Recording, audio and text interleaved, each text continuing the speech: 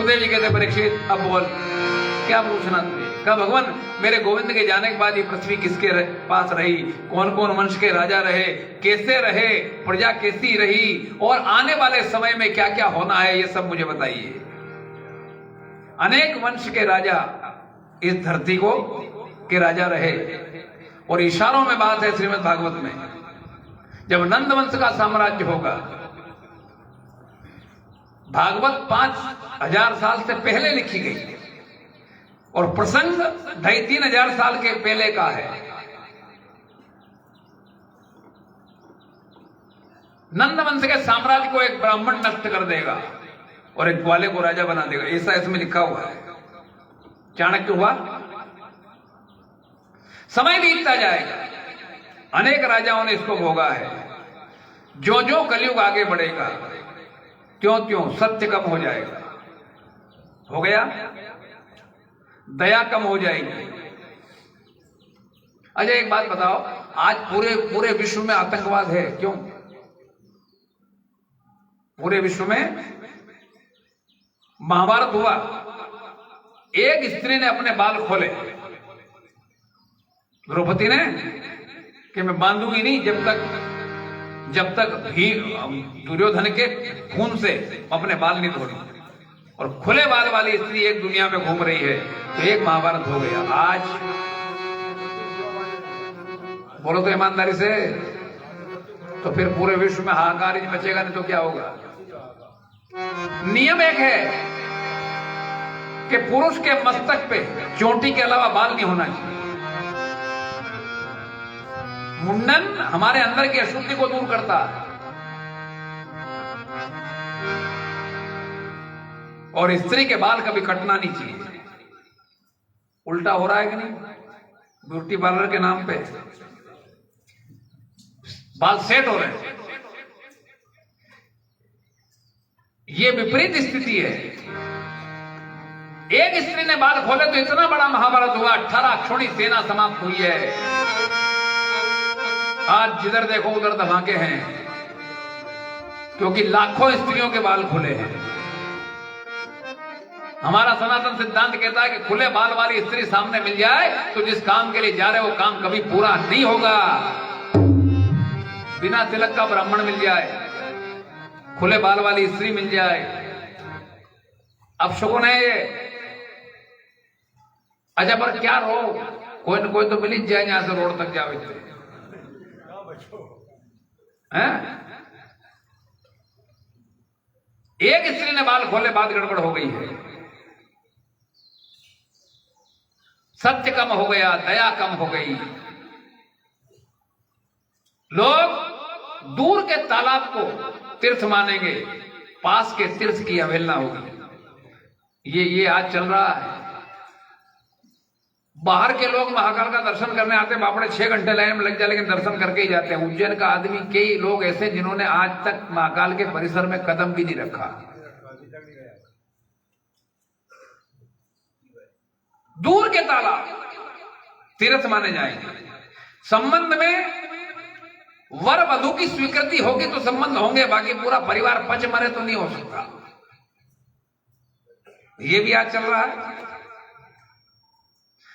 वह संबंध में बहुत सारे लोगों की स्वीकृति की जरूरत है।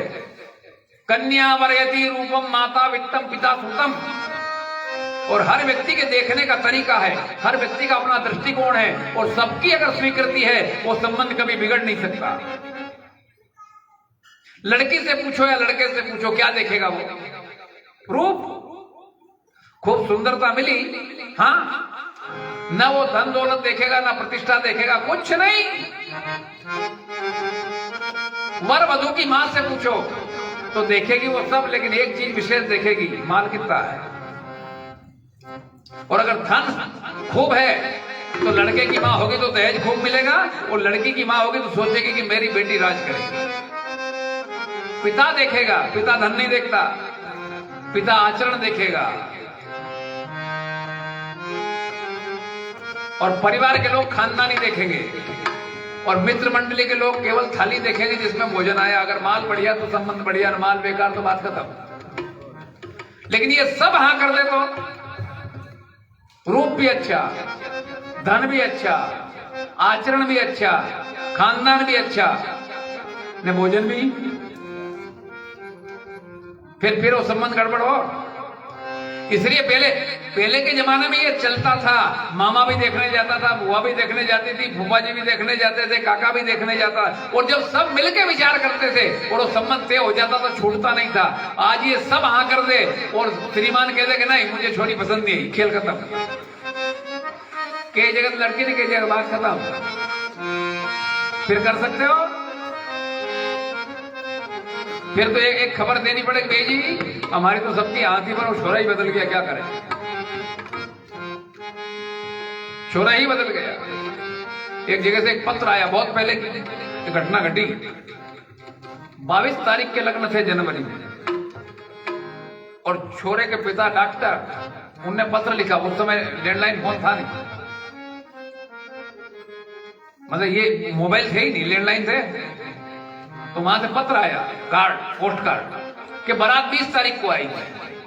जिसके घर आ रहे थे वो प्रोफेसर घबरा गया बेचारा कि 21 तारीख को धर्मशाला मिलेगी, 20 तारीख को बारात आ जाए, ठहराए कहां। तो 2 4 10 लोग हम बैठे, तो हमने एक बात कही कि सर आप एक बात का ध्यान दो, 22 तारीख के लग्न वाला आदमी 20 तारीख को बारात लेके क्यों आएगा, कहीं ना कहीं खटका है, आपको बुलाने की ये तरकीब है और कोई न कोई वो शर्त रखेगा, तो आप मत जाओ। तो हम 2 लोग गए, उनके घर पहुंचे, कार्ड बताया कि दादा आप 20 तारीख को क्यों आ रहे हो। अरे नहीं वो तो गलती से लिखा गया। अब बोलो, हमको इतना लंबा चक्कर। हमने कहा कोई बात नहीं, बारात तो 22 को आएगी। बोले हाँ 22 को आएगी, ठीक है, चाय बाई पी। हमने कहा हम चलें, कहने नहीं भोजन करके जाना। भोजन करने बैठे और दोनों पति पत्नी सामने बैठ गए कि देखो आजकल के छोरे हैं, हमको तो कुछ चाहिए और हमारी बारात का स्वागत अच्छा हो, क्योंकि हम डॉक्टर हैं, हमारे साथ प्रतिष्ठित लोग आएंगे।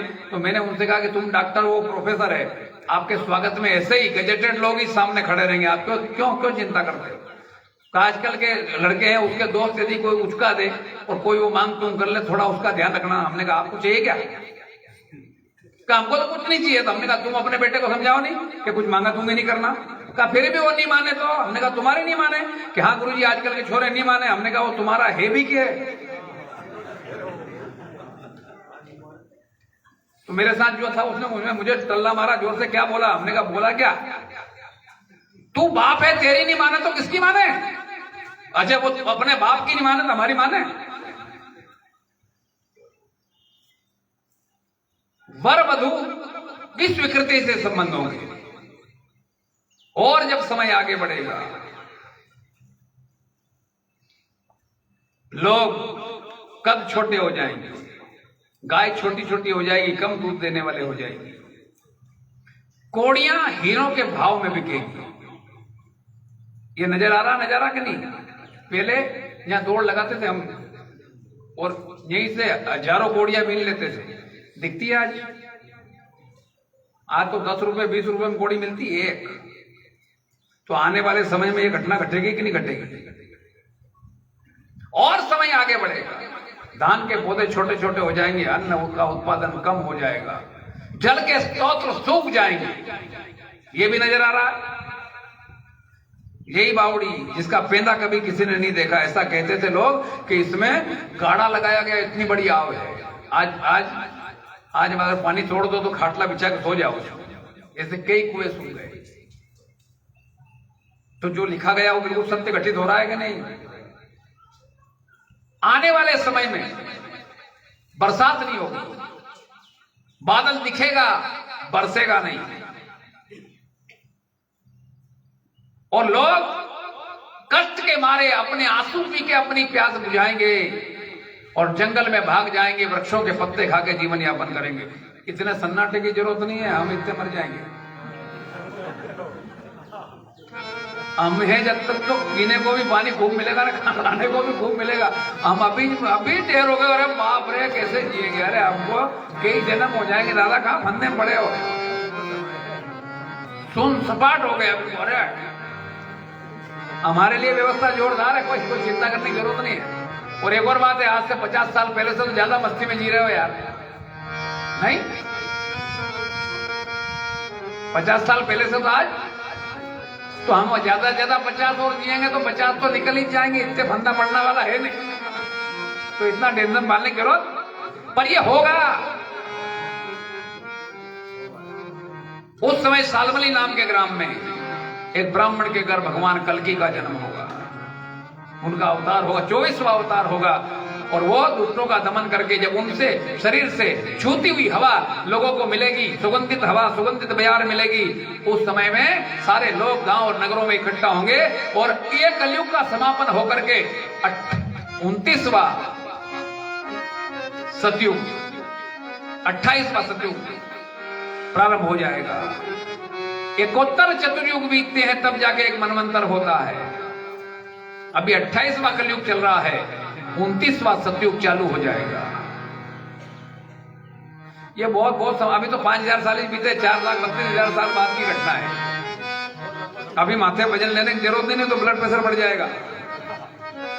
कई लोग मरते हैं बुरी तरह। एक बार मेरे पास में सन 2004, 5, 6 जब पानी नहीं बरस रहा था, कम बरसा नहीं, तो एक जगह कथा थी और शाम को एक आदमी आया, कहा गुरुजी पानी नहीं पड़ रही हो।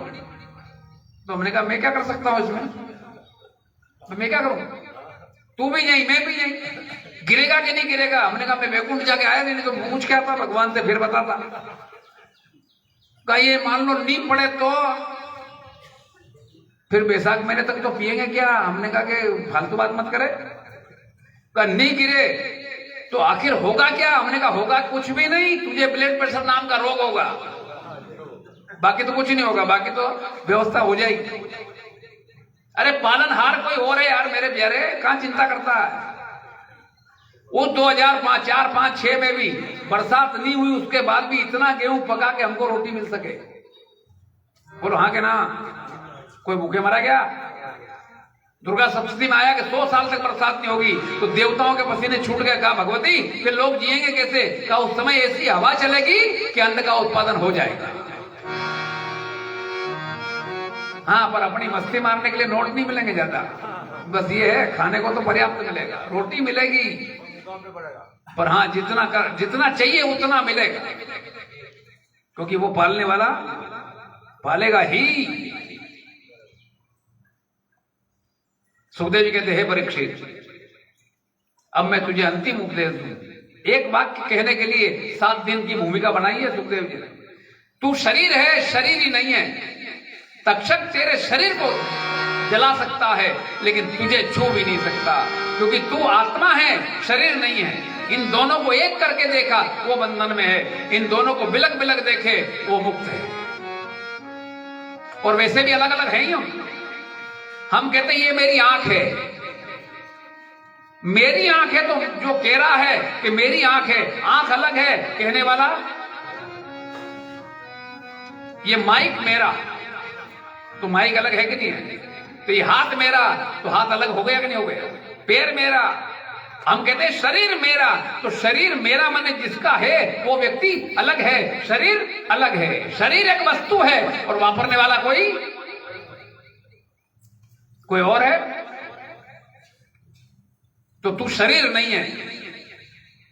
तेरे शरीर को जला सकता है तक्षक, तुझे छू नहीं सकता। नैनम छन्नंति शस्त्राणि नैनम दहति पावक, गीता के दूसरे अध्याय में। न शस्त्र काट सकता है इसे, आत्मा को, न आग जला सकती है इसे, न वायु उड़ा सकता है इसे, न जल डुबो सकता है इसे। डूबेगा शरीर, जलेगा शरीर, उड़ेगा शरीर, आत्मा। तो तू अपने आत्मा में स्थापित हो जा। करके उठे, खड़े हो गए, आंखों से आंसू की धारा बह रही परीक्षित के, और गुरुदेव के चरणों में वंदन प्रणाम किया, परिक्रमा की। परिक्रमा करके जैसे गुरुदेव आए थे वैसे ही लौट गए। तक्षक आया और एक कश्यप नाम का ब्राह्मण आ रहा है, तो तक्षक ने उसे धन देकर के विदा कर दिया। आकर के फुंकार मारी, लेकिन फुंकार लगे उसके पहले ब्रह्मानंद से अपने प्राण को परीक्षित ने बाहर निकाल दिया है। प्राण को नहीं छुपाया वो। जैसे ही परीक्षित निकला, स्वर्ग में होते हुए यात्रा हुई है मेरे परमात्मा के लोक की। देवता दुंदुभी बजा रहे हैं, नगाड़े बजा रहे हैं, जय जयकारा कर रहे हैं। बोले गोपाल कृष्ण भगवान की, सत्य सनातन धर्म की। सूत जी कहते हैं गुरुदेव सुखदेव जी भगवान चले गए, मैंने आपको जो कथा पूछी थी सुना दी। अब एक बात कही कि 18 पुराण हैं, इनकी श्लोक संख्या 4 लाख श्लोक है सबकी मिलकर के। इनमें सबसे बड़ा पुराण, ज्यादा श्लोक संख्या वाला स्कंद पुराण है, जिसमें 81,100 श्लोक है। और अंत में सूत जी ने एक कथा और सुनाई जो हमारा कल्याण करने वाली है, मार्कंडेय की। मार्कंडेय जब जन्मे, मार्कंडेय के पिता ने उनका भविष्य देखा, उम्र मात्र 12 साल की। तो सोचा कि इसको वेद पढ़ा के क्या करूंगा मैं, 12 साल में तो मर ही जाएगा, 12 साल में विद्या ही पूरी नहीं होती। तो एक चीज सिखाई कि बेटा अब कुछ पढ़ना धरना कुछ नहीं, एक काम कर, अपने से बड़ा जो भी दिखे उसको प्रणाम कर। जो भी दिखे वो कौन है ये देखने की जरूरत नहीं है। उसकी आदत बन गई, खेलते रहता मस्ती में, और जो दिखे उसको वंदन करे, प्रणाम करे। एक दिन नारद जी महाराज निकले, आदत तो पड़ी हुई थी सही, नारद जी को प्रणाम किया। नारद जी न जाने किस मस्ती में थे, कहा बेटा चिरंजीवी हो। खड़ा हुआ, उन्होंने मस्तक देखा, रेखा पड़ी, उम्र केवल 12 साल, भाग्य में। कहा नारद बड़ा गलत हो गया, ये तो 12 साल मरने वाला है, और अगर ये मर गया तो मेरा वचन मिथ्या हो जाएगा, अब इसको चिरंजीवी बनाना पड़ेगा। कहा बेटा मेरे साथ चल। केवल प्रणाम करने के परिणाम में नारद जैसा गुरु मिला, और गुरु मिला तो भगवान शिव मिला। चल मेरे साथ। कहा? अरे तू चल। कैलाश ले गए, कहा देख हम जा रहे हैं, माँ भगवान शिव हैं, चरणों में गिर जाना, मैं जब तक बोलूं नहीं उठना नहीं। जाके डाला चरणों में और खुद ने प्रणाम किया, हे आशुतोष, हे महादेव, नारद का प्रणाम स्वीकार करो। भगवान की आंखें खुली। कहो नारद बहुत दिनों में आए? कहा वो सब बात बाद में करेंगे, ये बच्चा प्रणाम कर रहा है, इसको आशीर्वाद तो दे दो। भगवान शिव भी अपनी मस्ती में थे। कहा बेटा चिरंजीवी हो जा। नारद जी ने कहा भोलेनाथ भगवान की जय, अब इसका भविष्य देख लो महाराज। कहा क्या देखना? कहा देखो तो, खड़ा हो जा बेटा। बेटा जब खड़ा हुआ, उसका माथा देखा, भगवान शिव को लगा 12 साल की कुल आयु। कहा नारद तुमने इसको पहले चिरंजीवी होने का वरदान दिया? कहा भगवान मैंने दिया, वो तो आया गया हो गया, आपने दिया। अपना फूटा डोल शिव जी गले पे ना दिया। अब ये बात बिगड़े, मुझे कोई दिक्कत नहीं है, कल मरता हो तो आज मरे, अब बात बिगड़ेगी तुम्हारी, मेरी बिगड़ने वाली नहीं। मेरा तो आया गया हो गया। भगवान शिव ने कहा चिंता मत कर, ये महाकाल का आदेश है कि इसके पास कभी अब काल मृत्यु नहीं जाएगी। शिव जी का दर्शन हो गया तो शिव जी का भक्त हो गया।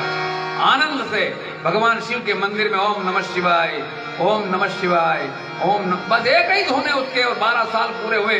खुद यमराज जब लेने आए तो भगवान शिव की पिंडी पकड़ ली, हे भोलेनाथ, हे नमः शिवाय। भगवान शिव प्रकट हुए, कहा कि हे यमराज, आज के बाद मार्कंडेय के पास आना नहीं। आज भी मार्कंडेय मौजूद है, अलग अलग कल्पों में अलग अलग जगह बैठ करके तपस्या करते हैं। अमरकंटक में मार्कंडेय है, ओंकारेश्वर में मार्कंडेय, हरिद्वार में मार्कंडेय, ये अलग अलग कल्प की अलग अलग जगह है। लेकिन इस कथा में सार जो है वो ये कि केवल एक चीज सीखी, अपने बड़ों के चरणों में वंदन करना, इतना मिल गया। हाथ जोड़ के निवेदन है मेरा कि ये आदत अपने बच्चों में डालो, और बड़े करना शुरू करेंगे तो छोटे करेंगे, और बड़े नहीं करेंगे तो अजय इस खेमे में तो आनंद आ जाए। माता पिता गुरु नाम ही माथा, तो हमारे माँ भी नहीं है, बाप भी नहीं है, वो तो अपने पियर में, तो यहाँ किसी को प्रणाम करने की जरूरत? ससुराल में तो जानकी जी की माँ का वचन तुम याद कर लो, सास ससुर गुरु सेवा करी हूं, अपने बड़ों के चरणों में वंदन करो। रोज उठते ही तो बच्चे अपने आप सीख जाएंगे। और अगर कोई बच्चा इस लाइन में लग गया तो कोई न कोई कभी न कभी किसी समय में भाग्य से नारद मिल जाए, बात बन जाएगी। सूत जी कहते हैं कि भवे भवे मुझे बार बार जन्म मिले, मैं मुक्ति नहीं चाहता, लेकिन शर्त है कि मेरे प्रभु कि हर बार हर जन्म में मुझे तेरी कथा गाने का अवसर मिले। यशोदा कहती मुझे मुक्ति नहीं चाहिए, हर बार जन्म मिले और मेरी गोद में मेरा लल्ला, वो परमात्मा मेरे बेटे के रूप में मेरी गोद में आ जाए, तो मैं मुक्ति का क्या आचार डालूं? रसखान कहता है मुझे मुक्ति नहीं चाहिए, मुझे मनुष्य बना मत बना, ढोर बना दे, गाय बना दे अपने झुंड की, मुझे मंजूर है। तू वृक्ष बना दे जहां तू गाय चराता उस वन का, मुझे वो मंजूर है। तू पत्थर बना दे, मुझे वो स्वीकार है, लेकिन मुक्ति। मैंने भी कई बार निवेदन किया भगवान मुझे भी मुक्ति नहीं चाहिए, क्या चक्कर है मुक्ति करके, मजे लो इस दुनिया के।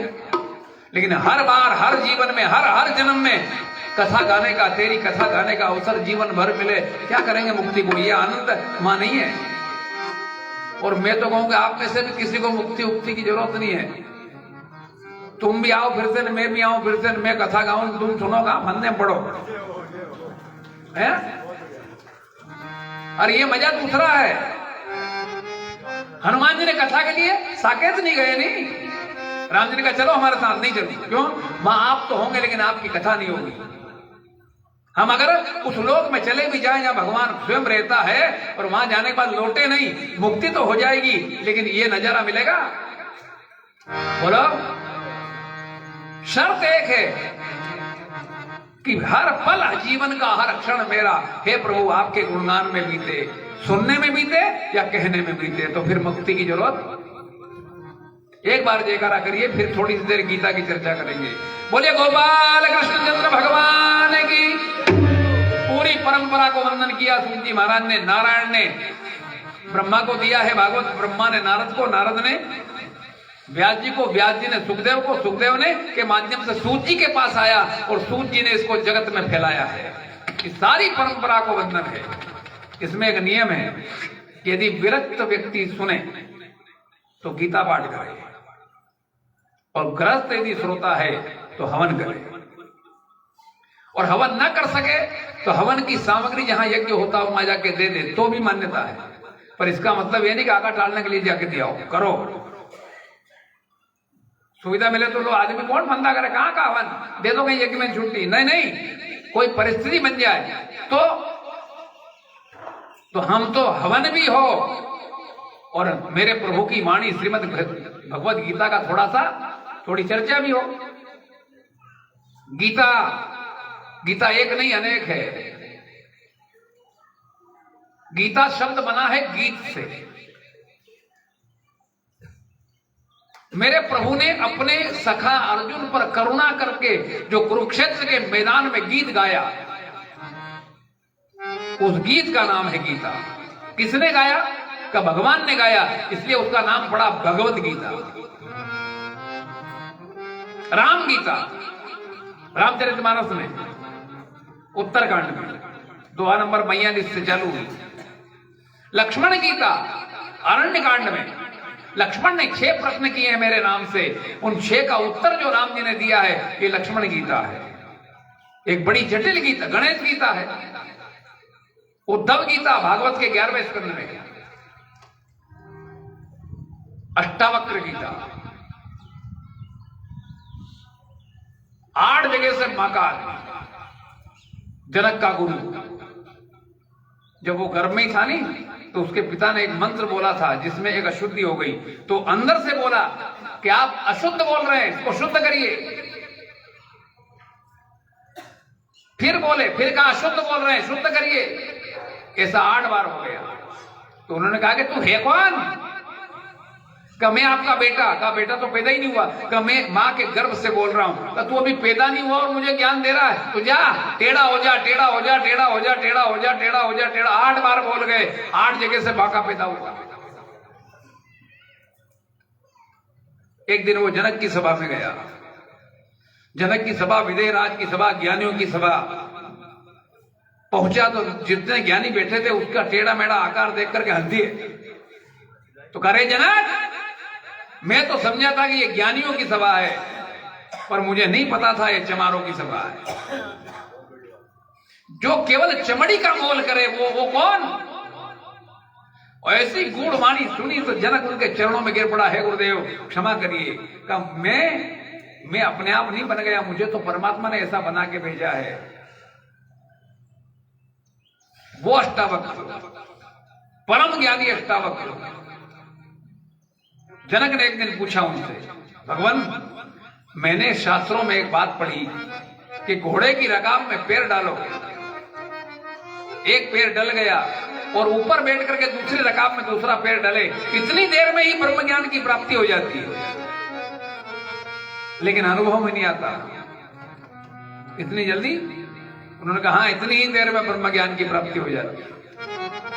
भगवान ये कैसे हो सकता है? का घोड़ा तैयार करा, घोड़ा तैयार करवा दिया, मैदान में घोड़ा खड़ा है, जनक खड़े हैं, अष्टावक्र खड़े हैं। कहा जनक अपना एक पैर रकाब में डाल दे और अब मैं तुझे ब्रह्म ज्ञान की दीक्षा देता हूं। वो पैर दूसरी रकाब में जाएगा, इतनी देर में ब्रह्म ज्ञान हो जाएगा। उसके पहले मेरे एक प्रश्न का जवाब दे। कहिए भगवान, शास्त्रों में क्या है? तो जनक ने जो था वो सब बता दिया। का इसके बाद का भगवान इसके बाद तो पात्रता होगी तो समझ में आएगा। का पात्रता होने के बाद इतना ही समय लगता है। हम जितने साधन कर रहे हैं वो पात्रता को प्राप्त करने के हैं। पात्रता प्राप्त होने के बाद तो एक पल में परमात्मा का दर्शन होता है। कितनी देर में? एक पल में। और वहां जो खड़े होकर के जनक ने प्रश्न किए, जनक की जिज्ञासाओं के समाधान में जो अष्टावक्र ने कहा है, उस गीता का नाम है अष्टावक्र गीता। ये गीत है जो गाया गया है। अब भगवत गीता जैसा गीत, और हमारे लिए भगवत गीता ही उपयुक्त है, क्योंकि अर्जुन भी मोह से ग्रसित है और हम भी वो मोह से इस गीता में छूटा है। तो इस गीता के पाठ करते करते हम भी अपने मोह से छूट जाएं। इसलिए भगवत गीता हमारे जीवन में जरूरी है।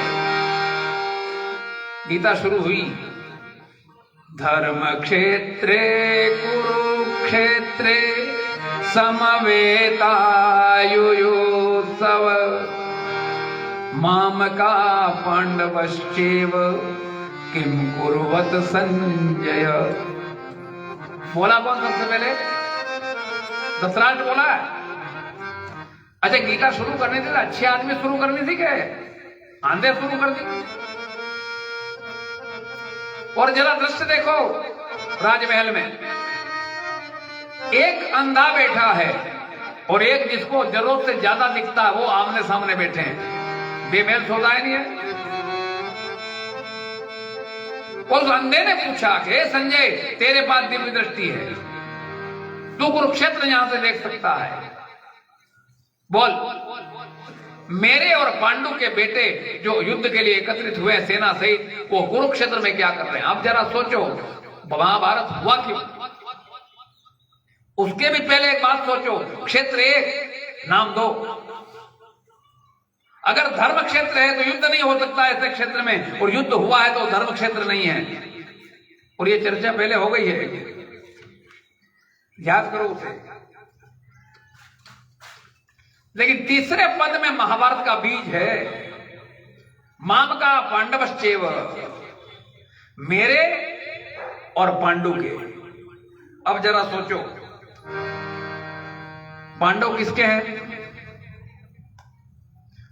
पांडव किसके बेटे? पांडु के।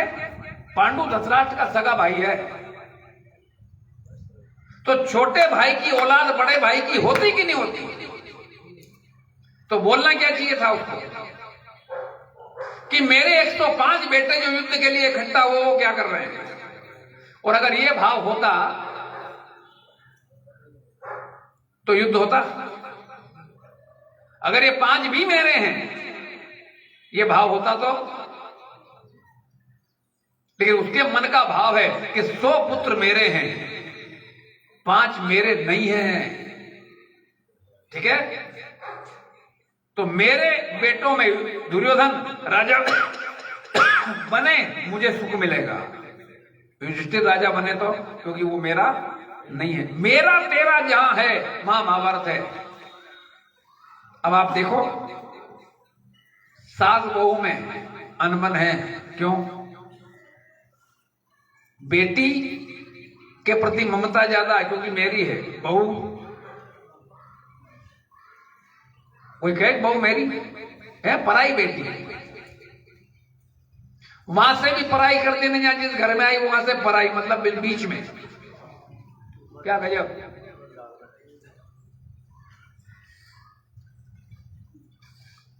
एक बात का ध्यान देना, हमने बेटी का ब्याह कर दिया, बेटी अपने घर चली गई, हमारे यहां रिक्त स्थान हो गया, उसकी पूर्ति करनी है तो बेटे की बहू को लाओ, तो उसे बहू मानो ही मत। वही लाड़, वही दुलार, वही प्रेम जो बेटी पर लुटाया, उसे बेटी मान करके लुटा दो, तो बहू बहू रहेगी। और हम क्या कहते हैं बेटे की बहू को, बेटे की पत्नी को बहू। अब वो काटे न चिमटे घोड़े तो क्या दिक्कत, बहू का काम है। कौन है बहू? ले, अरे अब तो परंपरा खत्म हो गई। पहले सास को प्रणाम करती थी बहू, तो पिंडली पूरी दबाती थी। अच्छा, कोई बहू बदला लेने की सोच लेने बड़े बड़े नाखून करते हैं, ने फिर वो पिंडली दबाए। अरे बस बस बस बस, अरे नहीं माजी थोड़ी देर और, लबूरते पूरी। अब बसी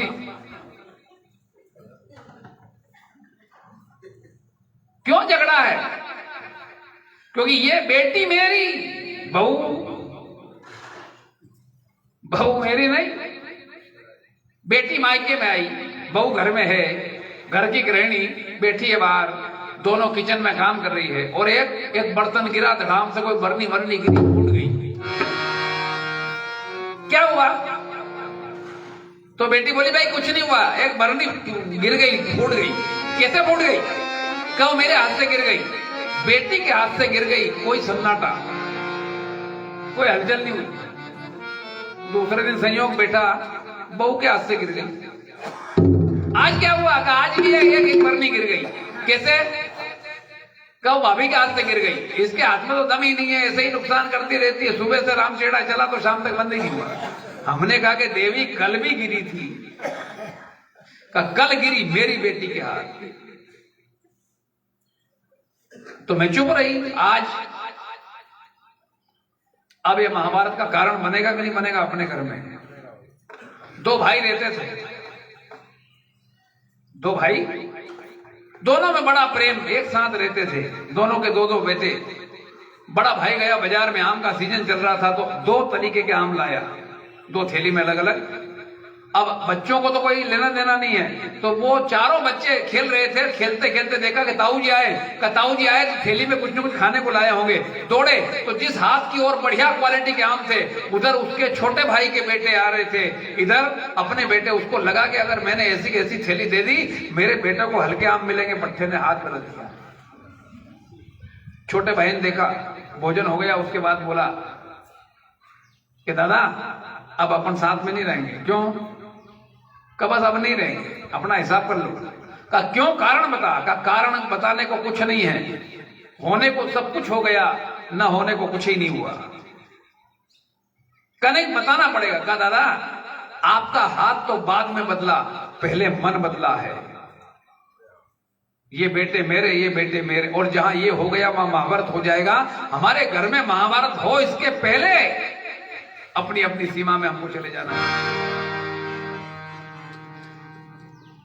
हस्तिनापुर के परिवार में महाभारत हुआ है। एक परिवार और देखो जो अयोध्या में रहता है, जहां लेने की होड़ है। मैं मेरा जहां है, मां झगड़ा है, और जहां देने की होड़ है, मां 3 मां के 4 बेटे, जहां 2 भाई के 105 बेटे हैं, मां 3 मां के 4 बेटे हैं। और राम चाहता है कि मेरा भरत राजगद्दी पर बैठे, और भरत चाहता है कि मेरे प्रभु राम का ये राज्य है। अरे राज्य सिंहासन को उन्होंने फुटबॉल बना दिया, वो उसके गोले में फेंक रहा है, वो उसके गोले में फेंक रहा है। तो चारों भाई में कभी झगड़ा हुआ, कभी ऐसी कथा सुनी? हमारे भाई भाई के केस चल रहे हैं कोर्ट में, क्यों? क्योंकि लेने की, छीनने की ओर है, वरना क्या जरूरत है? एक ही खेत के दो टुकड़े हुए, मानो 1 मीटर टुकड़ा ज्यादा किसी भाई को चला गया, खेत तो मेरा ही भाई, इंच नहीं छोड़ूंगा। देने की ओर है। वशिष्ठ जी गए जब राम जी के पास, आज तुम्हारा राज्याभिषेक होने वाला है, तो वशिष्ठ को मेरे राम ने एक बात कही, गुरुदेव आपके जैसे